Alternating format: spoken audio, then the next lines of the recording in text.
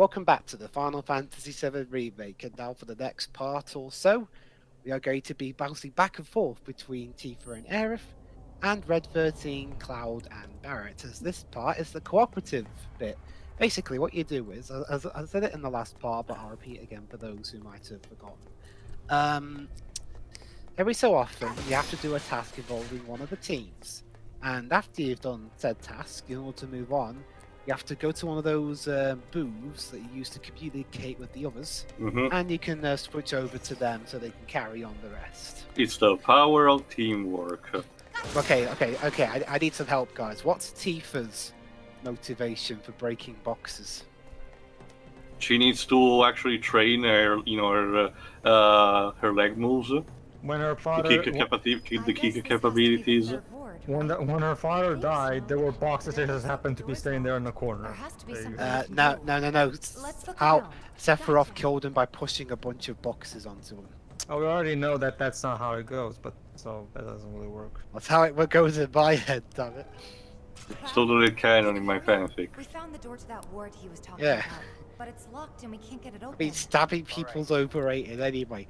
Now, an unexpected death like shoving boxes onto somebody, that's the way. There you go, that's the game telling you, go there, deep shit, that's how you open the door. Are there any boxes left that you haven't destroyed? Probably. I mean, and even if they aren't, and even if Cloud and or Tifa didn't destroy them, they probably got shattered by either the collapse of the Sector 7 plate itself, or the Force. But the surroundings of the Sector 7 collapse. You see, Dwibs, what will happen is that at the end of the game, you will be hit with every box that you mixed, until eventually they will pummel you to the very ground. There's no control. I love that. Cloud is the Crash Bandicoot's ancestor or something. Cloud will have straight hair by the time all that's over. Also, I was speaking of Crash. I love how Red 13 for this dungeon is relegated to do basically what Cortex has to do in some of the dungeons of Twin Sanity, where Crash has to throw him just to get a gem, but if there's nothing, he just looks around and comes back. Throw me over there. Trust me. Maybe I might get cheap play Twin Sanity. I don't know. Would not surprise me. I'm actually surprised that they didn't just make Red 13 playable, though. I mean, okay, he is, and like I said, he is technically playable if you do a certain thing with your save files. So, I mean, maybe Jova is a thing of Aerith, what are you doing? Aerith, what are you doing? Great. Now I'm imagining the Final Fantasy VII soundtrack in a cappella. Anyway, back to what you were saying. She's just very enthusiastic. Smooth groove composing. Yes, sir. So enthusiastic that she was literally running in nowhere against the rail grinds. Anyway, you were saying, Tio, regarding what I said? I forgot. Sorry, Jova. Well, I actually have a... I don't know if I brought this up before, but by all means tell me if I did. Most likely what happened was...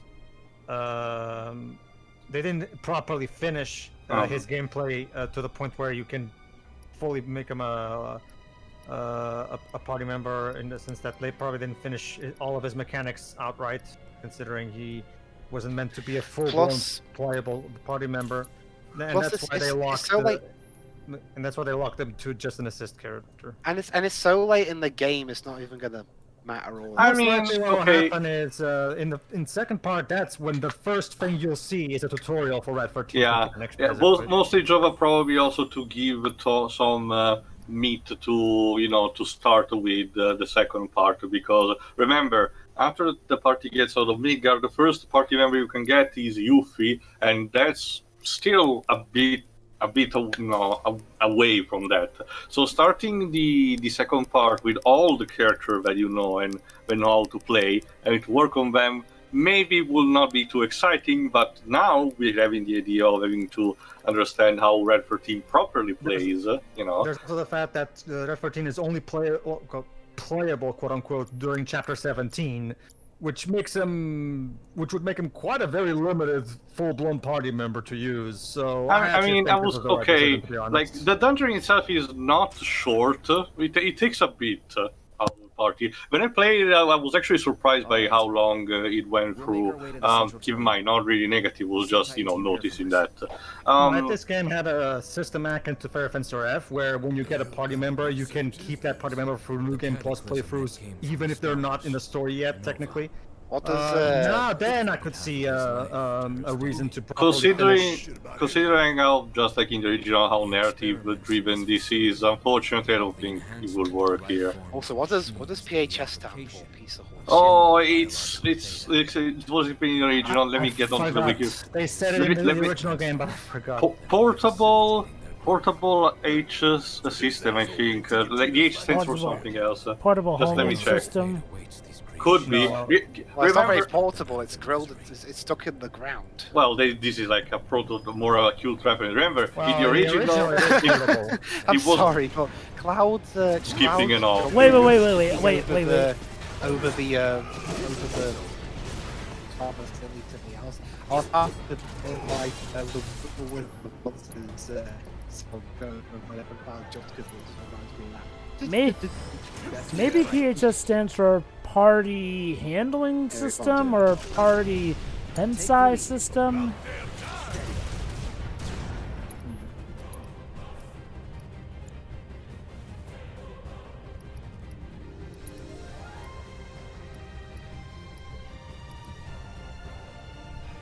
I wonder. Maybe that's what it stands for. Sorry, what was that, Jover? I had to... I was thinking maybe PHS stands for Party Hensai System.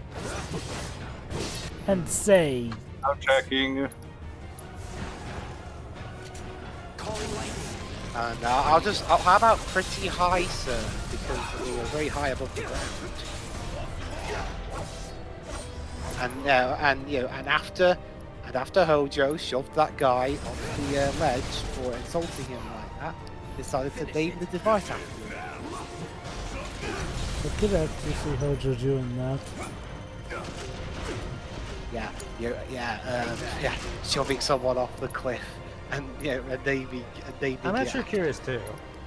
Very good. Like Joe was saying, personal handy phone system, a type of mobile phone system that was common in Japan at the time of the development of the original game.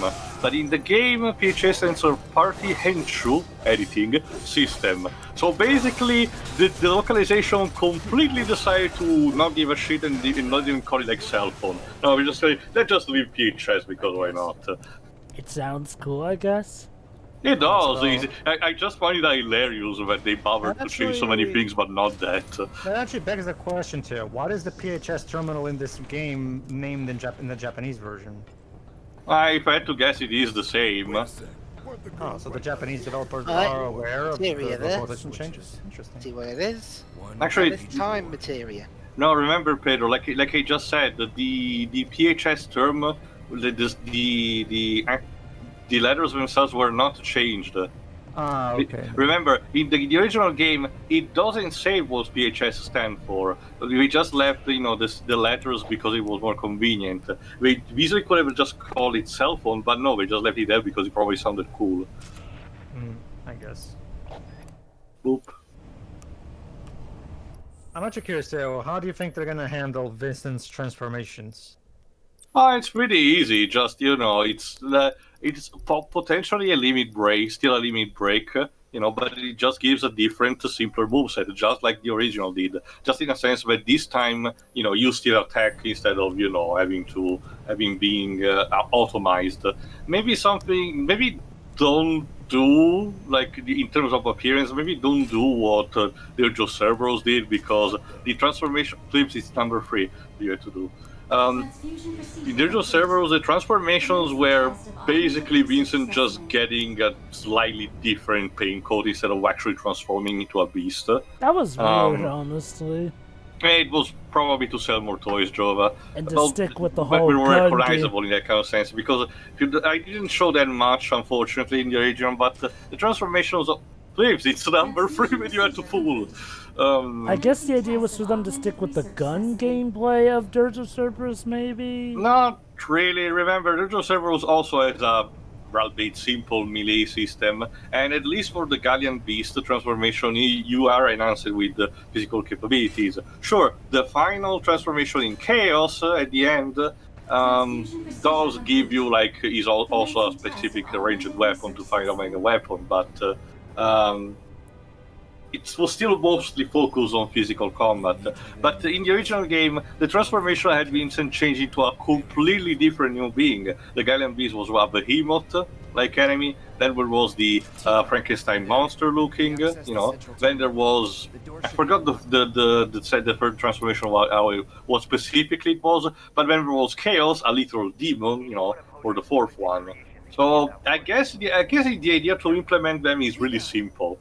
And just have the techniques being instead the gunplay, basically. Something that potentially he had in individual servers, for example.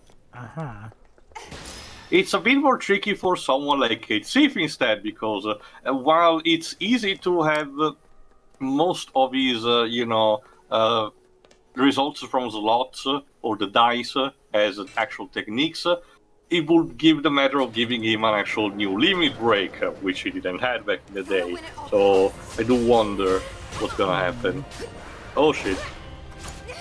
I'll show you what I can do. You know, Shinra sure seems to be content with letting experiments run loose through the halls.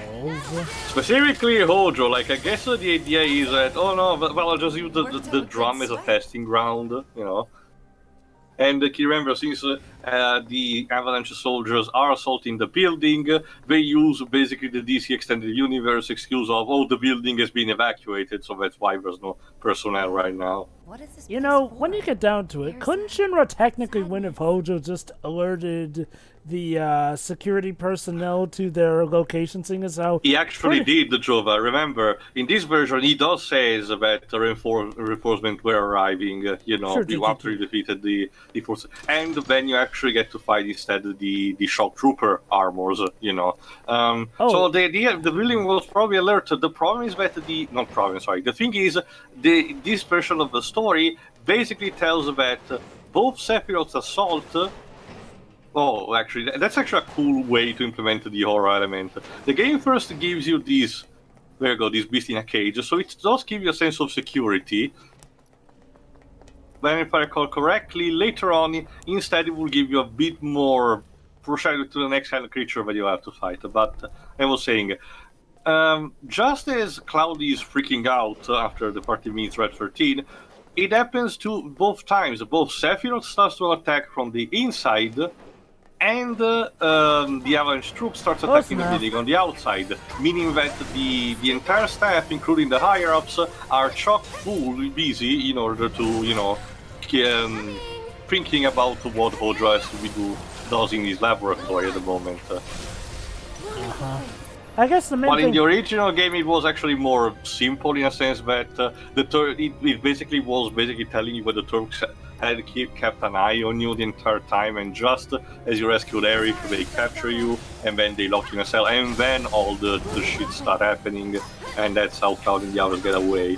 I guess my main point here is that when you get down to it, Hojo pretty much has all the cards in his hands here, seeing as how the only way we're getting out is if we help him with his experiment. Like, if he didn't even give that offer, as far as we know, the heroes would have been stuck here and there, and eventually You'll see soon enough, Jova, how quickly, let's just say that the dungeon makes sure that while Hojo will still keep an eye on the character in terms of retrieving data combat data or some shit like that, he will not be completely still in control. Oh, I know that, but what I'm saying is, like, I mean, as far as, we know at this point, like, as far as it's concerned, if Hojo didn't give them this offer here, they'd probably have been stuck, especially for all the heroes, It's just that, he's that interested in their performance, I guess. Especially Aerith, I suppose. And granted, I suppose there is that little plot twist that comes about in Disc 3 concerning him anyway. Oh, jeez, look at all these operating tables and machines. Oh, Hojo must be a very that busy surely boy. wasn't an hospital. Sephiroth, I am your father. Pretty much. No. You know, I wonder Oh, if here we go. I wonder if in the remake they'll actually have Sephiroth reflect Oh, hello. Coochie. I'm pretty sure Sephiroth doesn't give a crap about that. Hello. Alright, time for... If you don't remember these beasts, that's because in the original game they were actually more lanky, but in this game they went to the gym, I guess, because they're actually more buffed. Yep. They still have their trademark characteristics, like the red mane on their head and the spikes on their back, but they're clearly more muscular. Go on. I think also they changed their names. I forgot what it was in the original.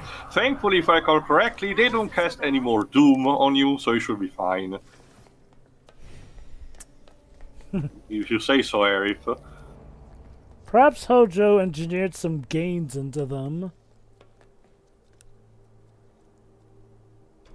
Another thing to point out is also the music of this particular dungeon is very ambiental. I don't think it's a mix of anything in particular, but it's very haunting. It basically says that the situation is quite dire for our characters. Well, this is what This is what Amazo usually likes doing in terms of music. He prefers more ambient music in his JRPGs.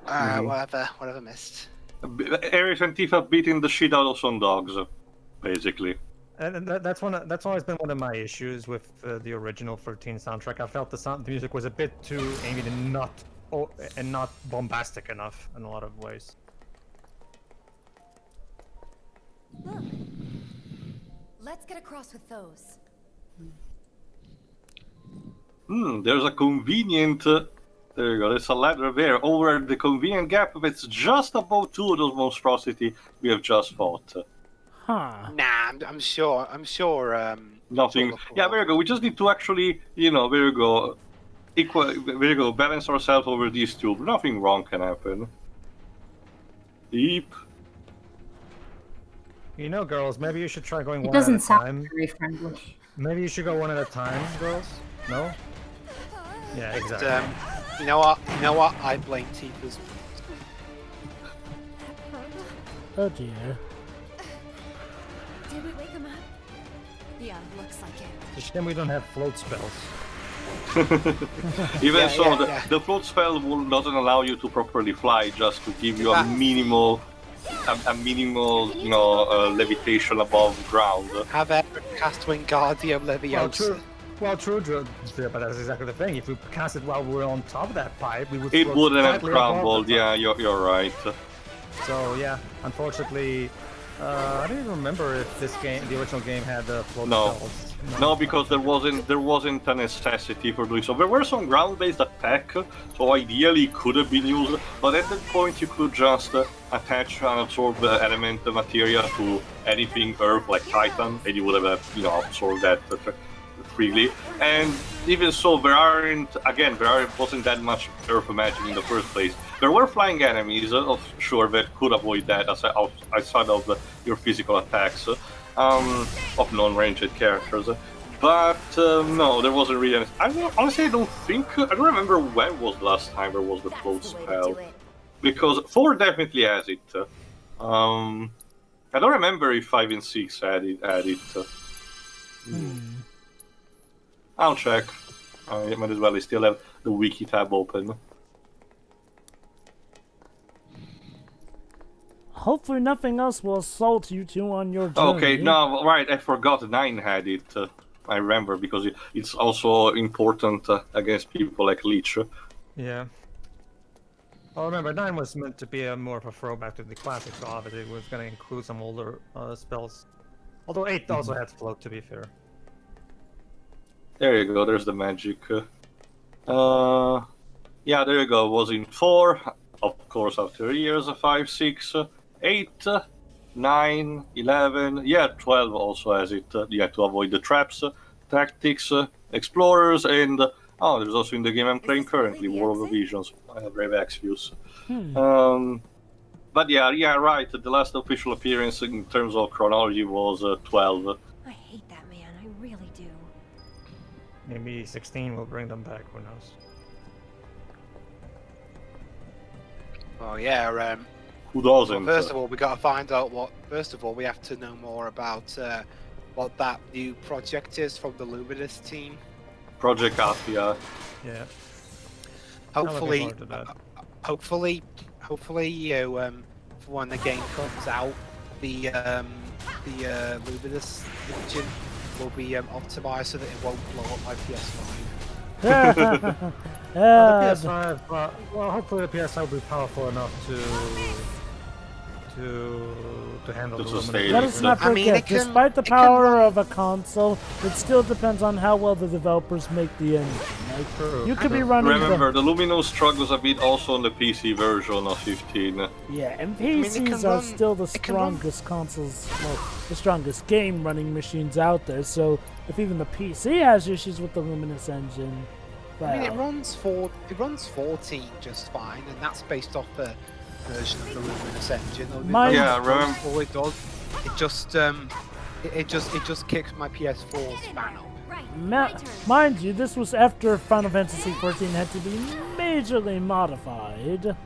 Also, Well, that's because the remember- original was done in the Crystal Tools engine, and Crystal Yeah, Tools yeah. wasn't meant for big open spaces. Not just that, Dwibs, that's exactly it. The fact that it's a downgraded version of the Luminous engines allows it to run, more freely. And even so, has still chugs if there are too many elements on screen. Like, for example, when you're in a city and there are a lot of other, players roaming around. Now it's, Oh, now, interesting holes in the ground. Wonder what may he be in those.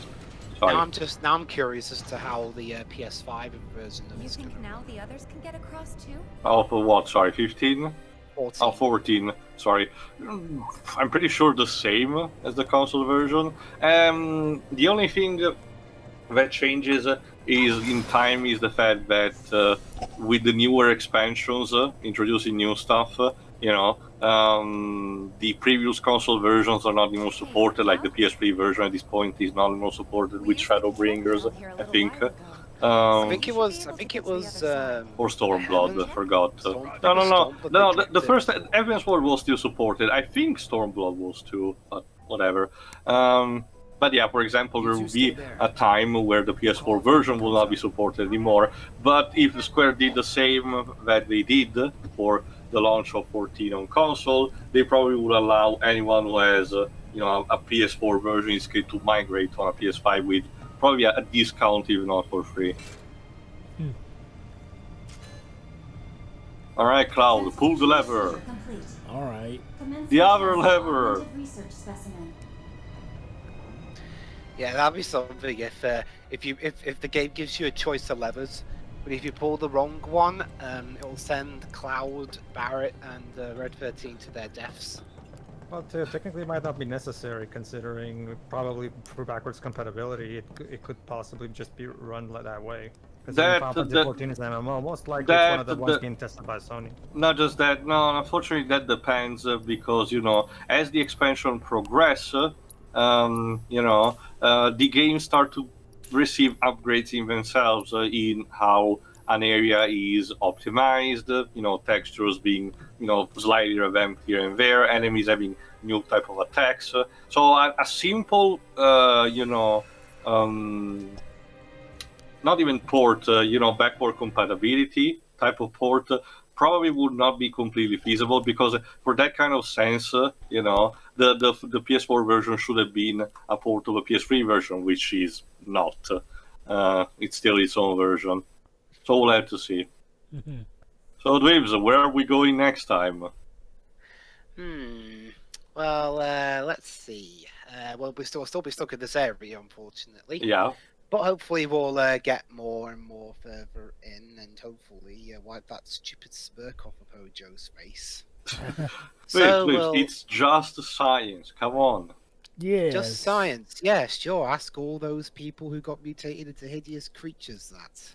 Or his son, who he experimented on and injected with that stuff, which may have made him go a little cuckoo when he realized the truth about that, but... I mean, hey, I guess you could always ask Lucretia. Oh, wait, that's still a sore issue. Parenting 101. Yep, Parenting 101, don't be like Hojo. Alright, well, we'll see you in the next part where we traverse more throughout Hojo's wild ride. See See you ya. then. Yeah.